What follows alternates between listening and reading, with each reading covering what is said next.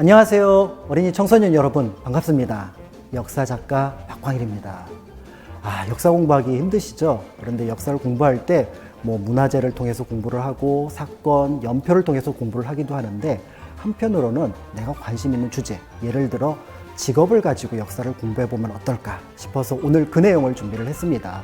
오늘은 한국자벌대의 시대별 직업탐구 자료를 통해 여러분들과 함께 우리 역사를 살펴보도록 하겠습니다.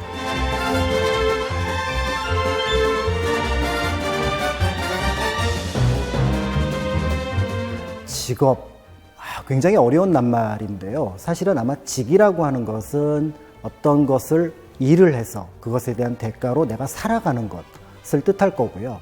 그 직과 관련이 있는 일 자체를 가리키는 낱말은 아마 업이 될 겁니다. 그래서 누군가는 직과 업이 일치를 하기도 하겠지만 또 누군가는 이 직과 업이 조금은 거리를 두고 있지 않을까 이런 생각을 합니다. 현대에서는 이런 직업을 자신의 뜻대로 또 자신의 의지에 따라서 선택할 수 있는 가능성이 많은데요.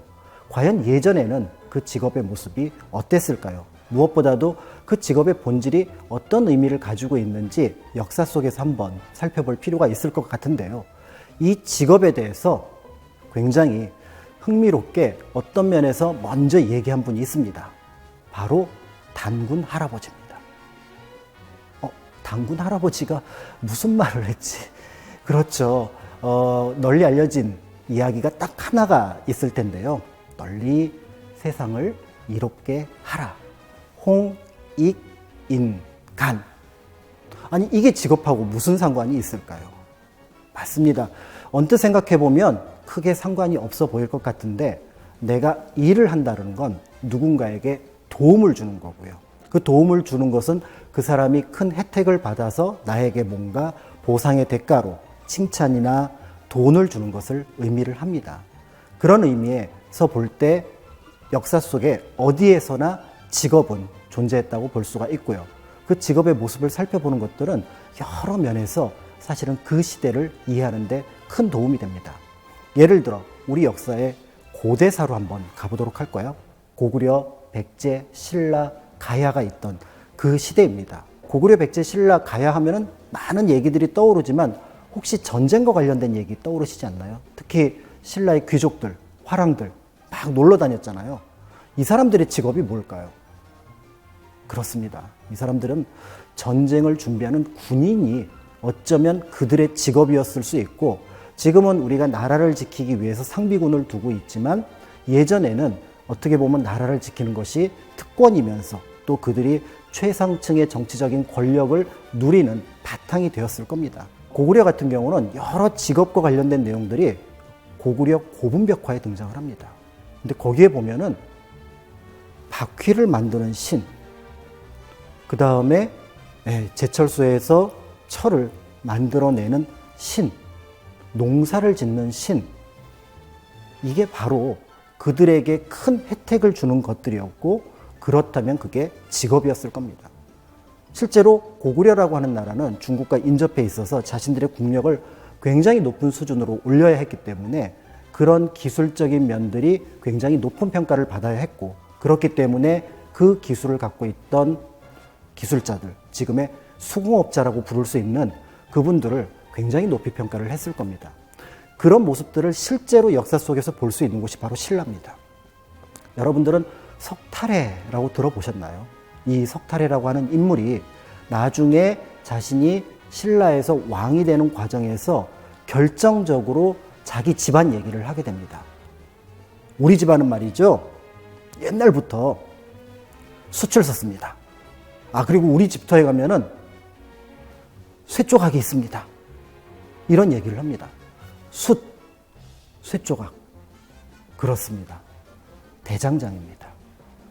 고려시대나 조선시대라면은 아마 조금은 천한 평가를 받았겠지만 당대에는 수공업, 그러니까 제철 기술을 가지고 있는 것이 무기나 농기구를 만들 수 있다는 점에서 국력의 중요한 바탕이 됐던 거죠. 그래서 결국은 예전에 대장장이었을지 모를 석탈해 집안, 그 집안이 결국은 신라 왕실의 하나를 이루게 됩니다.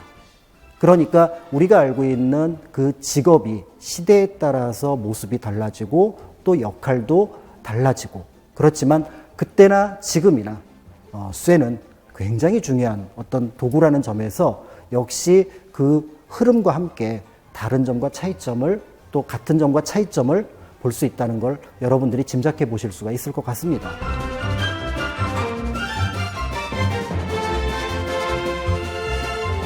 고려라는 나라는 이제 전쟁보다는 내부의 문화를 발달시키는 것들이 중요했습니다.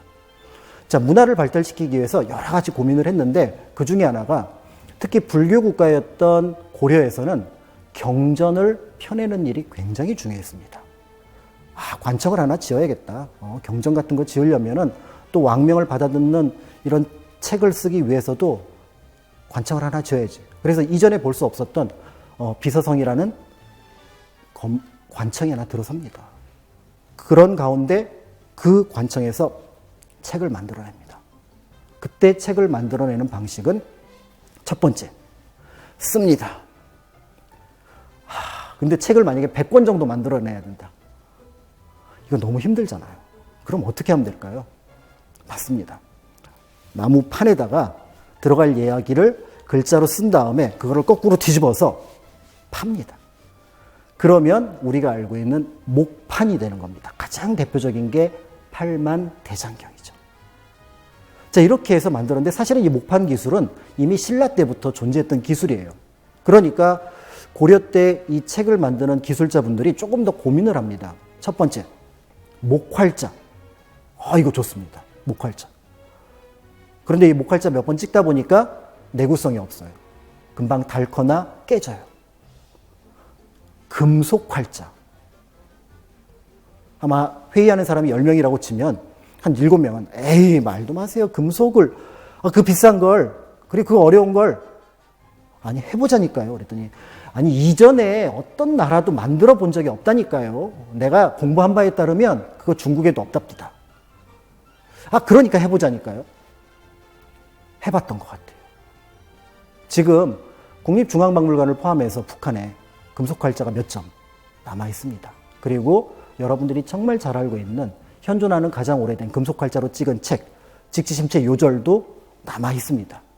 기록에 따르면 그거보다 훨씬 100몇 년 전 앞서는 시절 1234년에 상정예문이라는 책도 금속활자로 찍은 걸로 보입니다. 그러니 이런 얘기들을 보면은, 그리고 무엇보다도 이 직지심체 요절은 개경의 정부에서 찍은 책이 아닙니다. 저기 청주에 있는 흥덕사라고 하는 절에서 찍은 거예요. 그러면 이미 금속활자를 만드는 기술이 굉장히 많이 퍼져나가겠구나. 이런 것들을 짐작해 볼 수가 있는 거죠. 그래서 사실 이 시기의 금속활자는 어떤 면에서는 다른 나라에서 볼 수 없는 특별한 면, 그래서 직업이 발달하다 보니까 뜻밖의 한국 인쇄 기술, 과학적인 면에서 세계 최고의 수준을 만들어냈습니다. 자, 이제 조선의 직업 세계로 들어가 보도록 하겠습니다. 조선시대에는 직업의 상당 부분을 신분이 좌지우지했습니다. 내가 원한다고 한번 내가 관리를 해볼까? 평민까지는 그 꿈을 가질 수 있습니다. 그런데 천민들은 관리가 될 방법이 거의 없습니다. 그러니까 특별한 시기, 태종 때나 세종 때 장영실처럼 누군가의 추천을 받아서 관리로 등용하겠다라고 하는 그런 어떤 특별한 경우를 제외하고는 관리가 될 가능성이 없죠. 거꾸로 일반 양반이나 평민들이 기술자가 되겠다 하면은 주변에서 말립니다. 그게 우리 지체 높은 양반이 할 일이 아닙니다. 이렇게 얘기를 하고요. 또 한편으로 여러분들 나라에서 이렇게 기르는 화가들을 화원이라고 하는 거 아시죠? 근데 이 화원들은 아버지가 화원이고 아들이 화원이고 할아버지가 화원이고 아버지가 화원이고 이런 경우가 많습니다. 왜 그런지 짐작하시겠죠? 근데 이 기술을 따로 배울 데가 없어요. 그러니까 집안에서 그 기술을 배워 나갑니다. 그러니까 이 집안은 대대로 그림을 그리는 집안, 이 집안은 대대로 통역관을 하는 집안, 이런 방식으로 신분에 따라서 또 계층에 따라서 또 어떤 일정한 어떤 가문에 따라서 그 직업의 양상이 정해졌다라는 거죠. 그렇기 때문에 조선시대는 이런 몇 가지 상황들을 통해서 그 직업과 함께 그 사회를 살펴볼 수가 있는데요.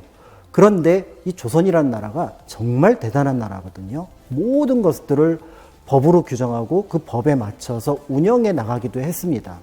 그래서 조선의 궁궐을 딱 짓고 그다음에 이제 임금님을 포함해서 관료들이 들어와서 예를 들어 경복궁 같은 경우는 몇백 명의 사람들이 움직입니다. 그런데 특히 어떤 큰 행사 같은 게 있을 때 보면은 굉장히 화려한 옷을 입고 있어요.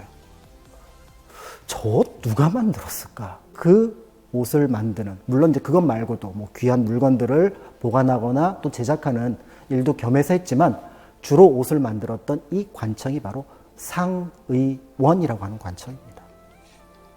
그리고 여기에 이제 관리들이 있어요. 그러니까 높은 종일품 벼슬을 하는 높은 관리들이 있는데 이분들은 이제 관리자의 개념이고 실제로 거기서 일을 하는 사람들은 장인들, 우리가 얘기하는 수공업을 했던 기술자들이라고 볼 수가 있는데 신부는 양인, 그러니까 양반은 아니고 평민이었습니다만은 대체로 기술을 갖고 있으면 조금 낮춰보는 경향이 있었기 때문에 약간 천한 대우를 받는 평민 정도로 볼 수가 있습니다.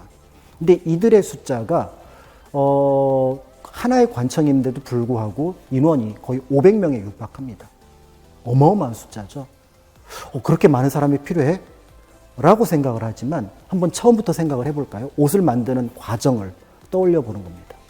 먼저 실을 잘 꼬아서 만들어야 돼요. 그러니까 지방에서 세금을 통해서 목화가 올라왔지만 그 목화로 실을 만들어냈지만 그 실을 정련하는 작업들이 필요합니다. 두 번째는 실 중에서 어떤 실은 청색으로, 어떤 실은 홍색으로 염색을 해야 돼요. 염색을 해야 쓸 수가 있을 거 아니에요. 그 다음에 그걸 가지고 또 어떤 식으로 큰 면이 있으면은 그걸 가지고 거기에 무늬를 새기는 이런 작업들을 해야 되고요. 무엇보다도 재단하고 그 다음에 그거를 꿰매서 옷으로 만드는 그런 작업들을 하는 장인들이 필요했을 거라고 보면은 그 숫자가 굉장히 많았을 걸로 보입니다. 그래서 이들을 전부 다 무슨 장 이렇게 이름을 붙였고요. 맨 마지막에 이제 그 옷을 꿰매는 작업을 했던 사람들을 보통 침선비라고 불렀습니다. 여태까지 제가 이 장인들은 약간 천하지만 양인이라 그랬잖아요. 근데 이 침선비는 비가 노비할 때 비입니다. 그러니까 관에서 데리고 있던 노비를 가리키는데 바느질만 하는 그런 어떤 여성이라고 생각을 하시면 되겠죠. 그런데 이들이 바느질 기술이 워낙 뛰어나니까 국가에서는 이들을 침선비라고 부르면 안 되겠다. 침선장이라고 부르자. 이렇게 얘기를 했고요. 그리고 더 나아가서 그런 침선비들 또는 침선장들에게 약간의 경연대회 같은 걸 합니다. 정조 때 일인데 그래서 그 경연대회를 한 사람에게 이 사람은 굉장히 실력이 좋아 라고 해서 한 5명 정도에게 상을 줬다라는 기록도 남아 있습니다. 그런 면에서 볼 때 우리가 알고 있는 궁궐이라고 하는, 사실은 우리는 궁궐하면은 왕이 정치를 하는 곳이지만 당시 관점으로 보면 하나의 도시거든요. 그러니까 그 도시가 운영하기 위해서 이제 옷을 만드는 이런 관청과 그 안에 기술자들이 있었다고 생각을 하면 여러분들이 궁궐을 가서 볼 때 여기에 옛날에 정치를 하는 사람이 있었대 라는 것보다 훨씬 더 깊이 있게 여기 있는 사람들은 뭘 입었을까? 그럼 여러분들은 그 얘기를 하시면 되죠. 상의원이 있었어. 그럼 뭘 먹었을까? 그러면은 오늘 설명하진 않았지만 숙수가 포함되어 있었던 사홍원이 있었어. 의식, 주, 건축했던. 그래서 공조에 관련된 많은 또 일하는 장인들이 있었다는 이런 것들을 생각해 본다면 그러면 우리가 알고 있는 이 궁궐을 포함해서 또 국가의 어떤 운영을 또는 대외적으로 활동을 하기 위해서 굉장히 많은 직업의 기술자들이 있었구나를 짐작해 볼 수가 있는 거죠. 자, 오늘의 역사 여행 재미있으셨나요? 역사 공부 사실 좀 어렵잖아요. 그래도 이렇게 직업으로 보셔서 조금은 특별한 느낌을 가지셨을 것 같은데 역사이기도 하지만 사실은 여러분들의 진로 탐색을 통해서 여러분이 생각하는 내가 좋아하는 직업의 어떤 과거, 현재, 미래 이런 것들을 보시는 계기가 되었으면 좋겠다는 생각이 듭니다. 더불어서 한국자벌드의 시대별 직업탐구 자료를 참고하신다면 조금 더 도움이 될 것 같습니다. 감사합니다.